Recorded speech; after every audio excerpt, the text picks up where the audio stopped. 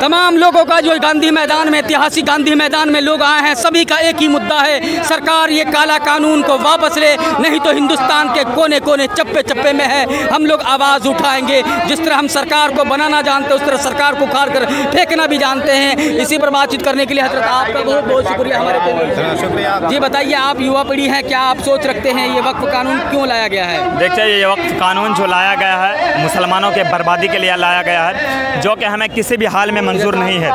अगर आज मुझे पटना आना पड़ा है तो ये मुझे बड़ी तकलीफ़ होती है इस सरकार से, जो गूंगी बहरी सरकार है। पटना तो क्या, अगर मुझे दिल्ली का गांधी मैदान भी जाना पड़ेगा तो हम वहाँ भी जाने के लिए तैयार हैं और सरकार से आंख में आंख मिलाकर बात करने का दम रखते हैं। क्या नाम हो आपका? मेरा नाम आमिर हुसैन है, मैं मधेपुरा डिस्ट्रिक्ट से हूँ। ये देखिए आमिर भाई हमारे हैं, मधेपुरा जिला से चल कर के आए हैं। आज ऐतिहासिक गांधी मैदान में वक्फ बचाओ दस्तूर बचाने के लिए आज ये लोग अपने घरों को छोड़ करके आज जो है ये ऐतिहासिक गांधी मैदान में आए हैं। बहुत अच्छा बोल रहे हैं। सरकार को क्या मैसेज देना चाह रहे हैं? सरकार को हम मैसेज देना ये चाहेंगे कि इस हिंदुस्तान को आप बंटने नहीं दें, आप बांटने का काम कर रहे हैं। ये हिंदुस्तान किसी की बाप की जागीर नहीं है। जो आर्टिकल 14 और आर्टिकल जो है 13 के खिलाफ ये बिल लाया गया है, संविधान के उल्लंघन करते हुए इस बिल को लाया गया है। इससे पता चलता है कि बाबा साहब भीमराव अंबेडकर ने जो संविधान को बनाया है, आप उस संविधान के बायकॉट कर रहे हैं और उस संविधान को बायकॉट करते हुए इस बिल को नाफिज कर रहे हैं। इसलिए मैं आपसे अनुरोध करता हूं, ऐसे बिल को ना लाइए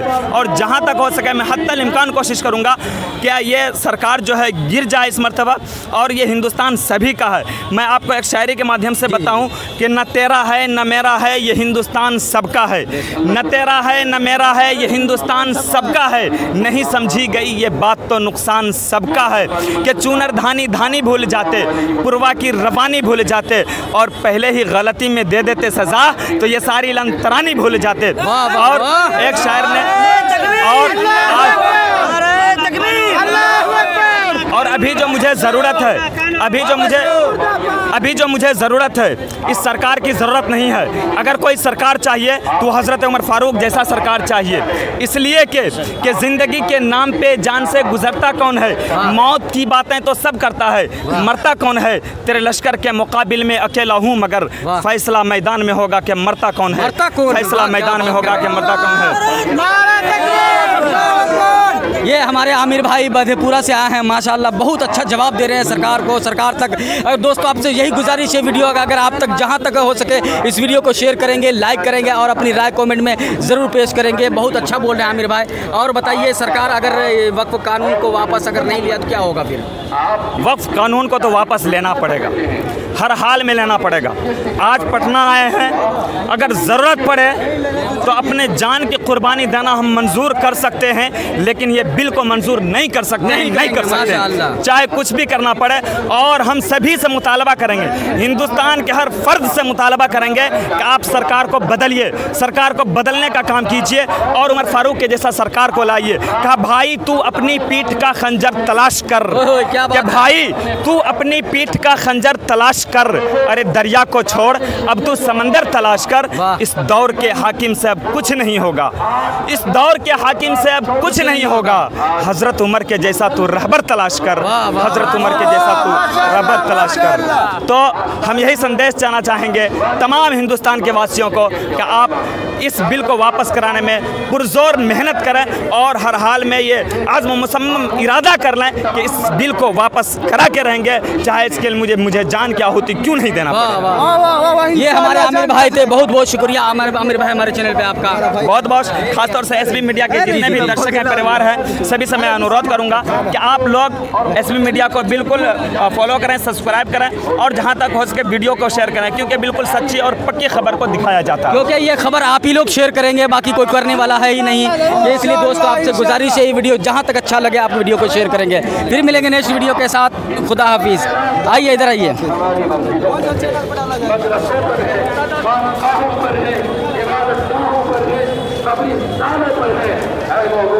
इमारत शरिया वो वाहिद तंजील है जिसने 4 रियासतों के दायरे में रहते हुए कितने प्रोग्राम, कितनी कॉन्फ्रेंस हाँ लिख रहे कितनी मुहिम में बस्ती बस्ती हरिया हरिया गांव गांव चलाया है, इसकी मिसाल आप इस मुल्क में नहीं ले सकते हैं। बिहार के अंदर गुज़श्ता दिनों में अल्हम्दुलिल्लाह हज़रत अमीर शरीयत की सरकर्दगी में आपकी हिदायत तकरीबन 30 जिलों के अंदर। अपना नाम बताइए। फुलवारी के पूर्व विधायक उदय मांझी, फुलवारी के पूर्व विधायक राजद फुलवारी के पूर्व विधायक शरीफ के पूर्व विधायक फुलवारी शरीफ के पूर्व विधायक इस बार राष्ट्रीय जनता दल के जो है विधायक से आपसे मुलाकात कराते हैं उदय मांझी जी। मैं उदय मांझी जी आपसे जानने की कोशिश करेंगे, ये ऐतिहासिक गांधी मैदान में लोग वक्त बचाओ दस्तूर बचाओ कॉन्फ्रेंस को लेकर आए हैं, क्या ये सरकार को कानून को वापस लेना चाहिए या नहीं? निश्चित रूप से एनडीए सरकार को और प्रधानमंत्री अमित शाह को एक काला कानून वक्फ बोर्ड पर लाया है, उसे हर हालत में उसको निरस्त करते हुए वापस लेते हुए और वक्फ बोर्ड को फ्री करे और उसके नियम कानून और धर्म पर चलने के लिए संचालित स्वतंत्र छोड़े। अगर ऐसा नहीं करता है, क्या ये बिहार से आगाज ये आंदोलन पहली बार स्टार्ट हुआ है, ये पूरे देश में पैगाम जाएगा और देश के चप्पे चप्पे में ये आंदोलन चालू होगा जब तक कि यह काला वक्फ बोर्ड के विरोध में जो लाया है कानून, उसका अगर निरस्त नहीं करता, वापस नहीं लेता है, तो यह आंदोलन देश के चप्पे चप्पे कोने कोने में होगा। इसलिए कान खोल के सुन ले प्रधानमंत्री और अमित शाह जी, अविलंब आप सतर्क होना है तो सतर्क होइए, नहीं तो आप आंदोलन का संघर्ष में लड़ने और जूझने के लिए तैयार रहिए। हम लोग कभी इसको माफ नहीं करेंगे। जो वक्फ बोर्ड आज से नहीं चल रहा है, वक्फ बोर्ड में सोचतो बंचतो दलितों लिए तो जो फादर में मदरसा में पढ़ता है, हॉस्पिटल चलता है, इंजीनियरिंग चलता है, इसमें सभी तमाम लोग के लोग बच्चे फायदा उठाते हैं और उसको से आप डायरेक्ट उसको कत्ल करना चाह रहे हैं। यह कत्ल होने नहीं देंगे, चाहे जितना भी हमारा संघर्ष करना होगा।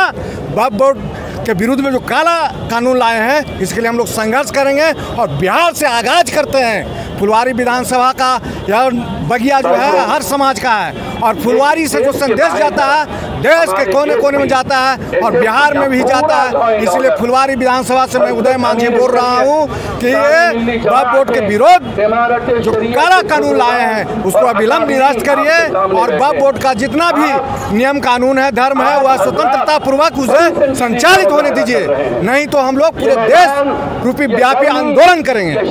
विधायक जी, हमें एक चलते चलते जानने की कोशिश करेंगे, ये जो है यहाँ गांधी मैदान में तकरीबन कितने लोग आए हैं, क्योंकि आप तो यहाँ के रहने वाले हैं, बताएं कितने लोग आए होंगे? यहाँ 10 लाख इसका कैपेसिटी है और 10 लाख से यहाँ जरूरत ज़्यादा है, यानी यहाँ लाखों की संख्या में पूरा पटना चप्पे चप्पे गली गली में पूरे बिहार के मुल्क के ये बिहार से आगाज करने के लिए आंदोलन को आवाज़ देने के लिए यहाँ आए हैं सभी। इसलिए मुल्क के अंदर अगर आपको हर तरह से वक्फ बोर्ड को आपको स्वतंत्र करना होगा, काला बिल समाप्त करना होगा जो काला बिल लाए हैं वक्फ बोर्ड के विरोध में। इसमें जितने भी है, मदरसा में भी स्कूल चलते हैं, कला चलते हैं, इमारतें में भी चलते हैं, तो इसमें जितने भी हैं सभी समाज के लोग बाल बच्चे पढ़ते लिखते हैं, आगे बढ़ते हैं और रोगी भी दिखाते हैं। आप उन तमाम लोगों को कत्ल करने का या नियम बना रहे हैं या होने नहीं देंगे, कतई नहीं होने देंगे। और तमाम बिहार का आंदोलन हमेशा सक्सेस रहा है और सक्सेस होगा। इसलिए फुलवारी विधानसभा के साथ साथ गांधी मैदान से मैं आवाज़ दे रहा हूं कि निश्चित रूप से प्रधानमंत्री अमित शाह जी कान खोल के सोने और वक्फ बोर्ड पर जो काला कानून लाए हैं अविलंब आप वापस लीजिए और वक्फ बोर्ड के नियम कानून को अक्षरशः पालन होने दीजिए और धर्म पर किसी को आप ठोस ठेस नहीं पहुंचाइए। बहुत बहुत शुक्रिया विधायक जी हमारे साथ। राजद के अभी प्रवक्ता है नीरज जी, मैं उनसे आपसे रूबरू कराता हूँ, परिचय कराता हूँ। नीरज जी, आप बताइए, अब आप यहाँ के रहने वाले हैं और बताइए यहाँ जो लोग वक्त बचाओ दस्तूर बचाओ कॉन्फ्रेंस को लेकर के लोग यहाँ आए हैं, तो कितने संख्या में लोग यहाँ आए होंगे? देखिए, हम भोजपुर के जगदीशपुर से आए हैं और वहाँ से मुझे लगता है कि लाखों की संख्या में अपने ज़िले से जो लोग हैं वो यहाँ आए हैं और वो इसलिए आए हैं कि जो ये काला कानून पारित किया गया है उसको वापस लिया जाए, ताकि स्वतः जो वक्फ बोर्ड का जो भी संचालन हो रहा था वो पुनः से हो सके। और ये जो पूरा आवाम है, मुझे लगता है कि 10 लाख संख्या से ज़्यादा है, क्योंकि गांधी मैदान ही नहीं, आप गांधी मैदान के इर्द गिर्द देखेंगे तो पूरा भरा हुआ है जी। तो जिस तरह सरकार जो है हमारे प्रधानमंत्री कहते हैं सबका साथ सबका विकास, तो लेकिन ये सेक्युलर का चोला ओढ़ करके जो ढोंग रचा रहे हैं, हम उनके खिलाफ अपनी आवाम को लेकर के यहाँ पर आए हैं ताकि हमें हमारी जो हक है वो मिल पाए। जुमलेबाजी कर रहे हैं, ये जुमलेबाजी वाले सरकार है, एनडीए की सरकार जुमलेबाजी है। ये लोग सेक्युलर बन करके सेक्युलर का हक छीन रहे हैं। मैं आपको याद दिला दूं, ये वही सरकार है जो आप हर गरीब से वादा किए थे, हर गरीब के खाते में 15-15 लाख रुपए जाएंगे, लेकिन कोई गरीब, कोई एक शख्स बता दे कि हमारे खाते में 15 लाख रुपया घुसा है। ये वही सरकार है जो आज मुसलमानों को निशाना बना करके उन पर वक्फ कानून ला करके थोप दिया है और कहता है ये लोग वक्फ विरोधी है, वक्फ विरोधी है। वापस लो, वापस लो, वापस लो, काला कानून वापस लो, काला कानून वापस लो, वक्त बचाओ देश बचाओ। बहुत बहुत नीरज जी, आपका बहुत बहुत शुक्रिया हमारे चैनल पर। धन्यवाद। और विधायक जी आपका भी बहुत बहुत उदय मांझी जी बहुत बहुत शुक्रिया आपका हमारे चैनल पर। दोस्तों आपसे गुजारिश है, वीडियो कहीं से अच्छा लग जाए, दिल को छू जाए, आप इस वीडियो को शेयर जरूर करेंगे। इस मीडिया कटिहार पे आएगा, इसी मीडिया कटिहार आपके खड़े होने से आज का इजलास मुतासिर हो रहा है, लोगों को परेशानी हो रही है।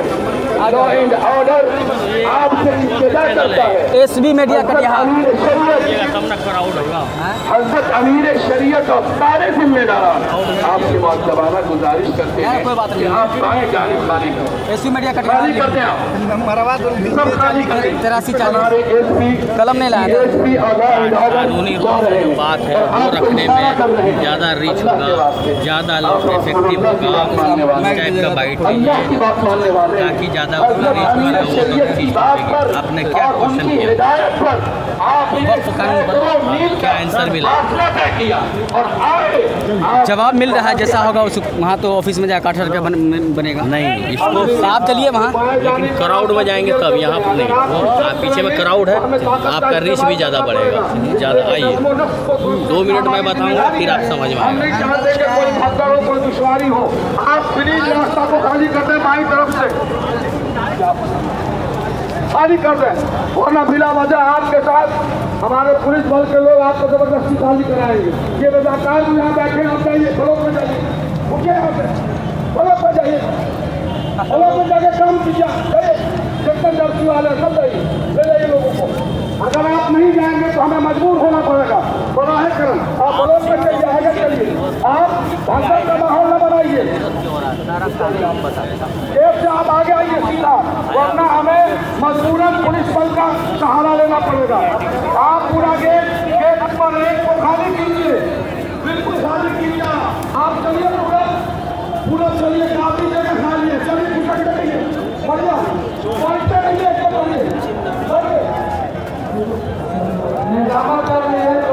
सर जी हम एक वाइट आपसे लेना चाहते हैं और आपके जानने की कोशिश करेंगे, आप लोग यहाँ क्यों आए हैं? देखिए, ये वक्फ जो कानून आया है 2024 वक्फ अमेंडमेंट बिल, इन्होंने जो वक्फ कानून लाया उसी के विरोध में आज पूरे गांधी मैदान में पूरे बिहार, उड़ीसा, पूरे उड़ीसा, झारखंड, पश्चिम बंगाल से लोग यहाँ इकट्ठा हुए हैं। ये संविधान बचाने के लिए लोग आए हैं, क्योंकि ये संविधान के विरुद्ध है। ये कानून जो बनाया गया है, संविधान का अनुच्छेद 25, जो सभी धर्मों को अबाध रूप से मानने के लिए, अपने धर्म को प्रचार करने के लिए, और आर्टिकल 28 अपने धरोहर को संरक्षण करने के लिए, आर्टिकल 29 अल्पसंख्यकों का जो अपना अधिकार है वो अपने अधिकार के थ्रू अपना, मान लीजिए कि मदरसा शिक्षा संस्था अपने भाषा में कायम कर सकते हैं। अनुच्छेद 30 अल्पसंख्यकों का अधिकार है कि अपने संस्थाओं को वो कायम कर सकें। और ये सारा फंडामेंटल राइट का अगर हनन होता है तो अनुच्छेद 32 के द्वारा हम सुप्रीम कोर्ट में जाएंगे कि हमारे फंडामेंटल राइट का हनन हो रहा है। हमको जो संविधान ने फंडामेंटल राइट दिया है इसीलिए 25 से लेकर 28 तक भारत का संविधान हमको ये अधिकार देता है कि हम अपने धरोहर को संरक्षण कर सकें, हम अपने हिसाब से अपने भाषा में शिक्षा प्राप्त कर सकें। और ये जो वक्फ अमेंडमेंट बिल आया है, इस पर जेपीसी गठित हुई थी।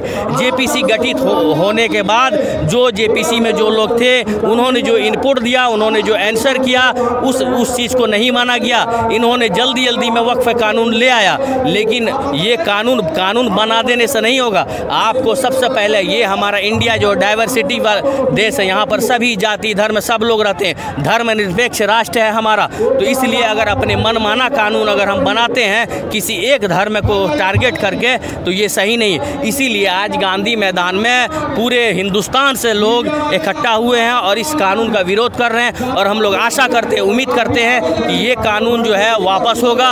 और जब तक हम लोगों का ये कानून, काला कानून वापस नहीं होता है, निरंतर हम लोग प्रयास करते रहेंगे।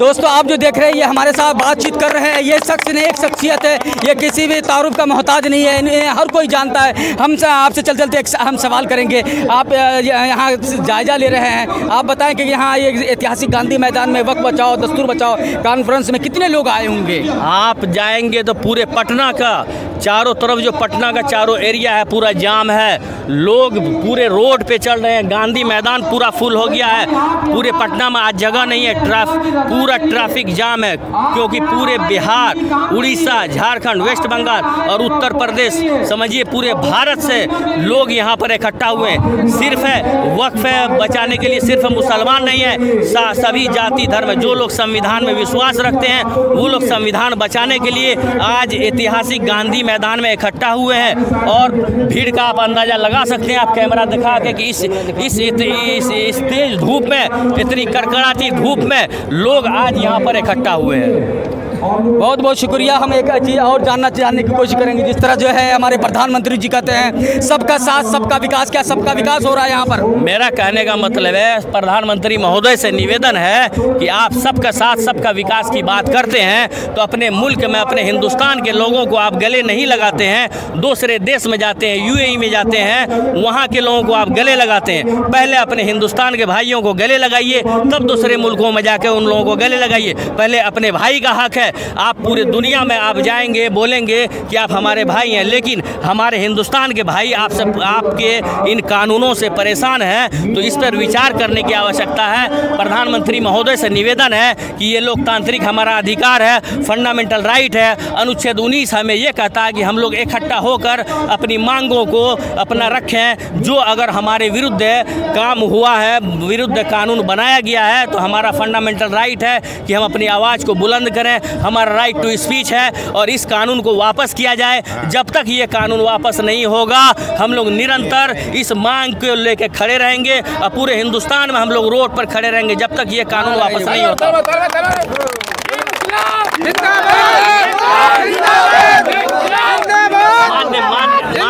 मुख्यमंत्री महोदय से भी, बिहार के मुख्यमंत्री महोदय से भी मैं निवेदन करता हूं कि आप अभी जो है सहयोगी दल हैं, एनडीए में हैं, आप सभी का भला करना चाहते हैं, आप सुशासन की बात करते हैं, सबको साथ लेकर चलने की बात करते हैं। तो मेरा निवेदन है मुख्यमंत्री महोदय से कि ये कानून को लेकर जो लोग परेशान हैं आज देश में, सड़कों पर हैं, आप भी प्रधानमंत्री महोदय से बात करके इस काले कानून को वापस करवाइए।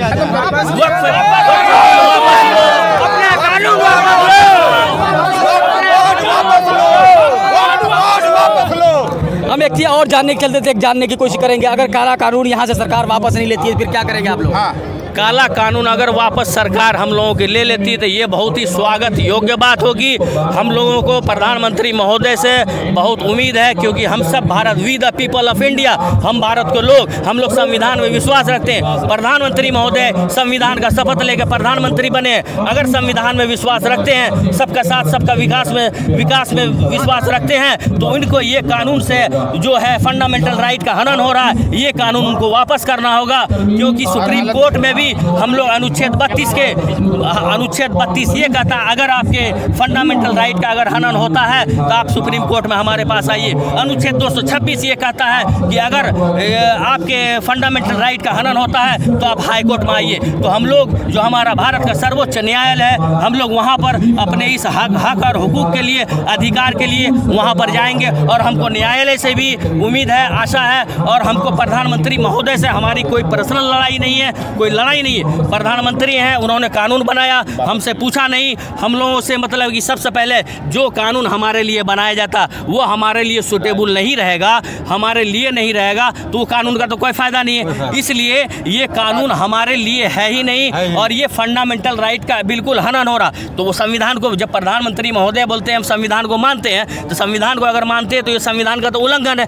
इसलिए ये कानून किसी भी तरीके से एक्सेप्ट नहीं होगा और इस कानून को वापस करना होगा। और हम लोग निरंतर, जब तक ये कानून वापस नहीं होता है, हम लोग इसके लिए लड़ाई लड़ते रहेंगे। और हम लोगों को लड़ाई करने के लिए क्यों मजबूर कर रहे हैं? आप इस चीज़ को, इस बिल को वापस ले लीजिए और हम लोग बहुत बहुत स्वागत करेंगे, बहुत बहुत धन्यवाद करेंगे। मेरा नाम हयात अशरफ हुआ। मैं पूर्णिया में कस्बा विधानसभा पड़ता है, वहाँ से पूर्व विधानसभा प्रत्याशी रह चुका हूँ।